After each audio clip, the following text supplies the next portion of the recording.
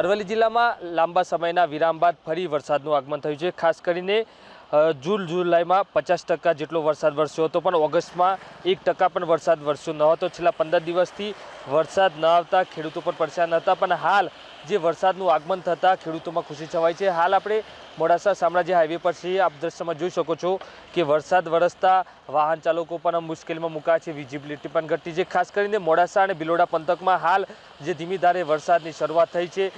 બિલોડાની વાત કરવામાં આવે તો બિલોડાના ગ્રામીણ પંથક ધોલવાણી સહિતના જે ગ્રામીણ પંથકોમાં હાલ ધીમી ધારે વરસાદ વરસી રહ્યો છે। બીજી તરફ યાત્રાધામ શામળાજીમાં પણ ધીમી ધારે વરસાદ યથાવત છે।